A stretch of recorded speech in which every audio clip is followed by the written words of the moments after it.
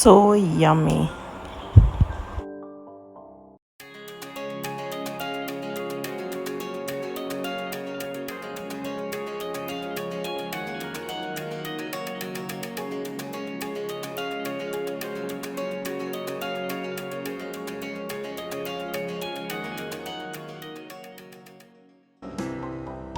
Hi guys, welcome back to my channel. Tonight I will be preparing for you some fish fillet, potato salad with some string beans and carrot. So sit back, relax as I take you through this process.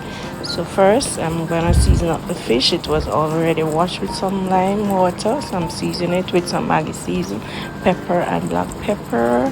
I'm gonna allow it to soak for a couple minutes, and also salt. Add some salt to it, allow it to soak for a couple minutes before start frying, so it's brown through fish fillet. All right, so sit back and relax and watch this video to the end. Thank you.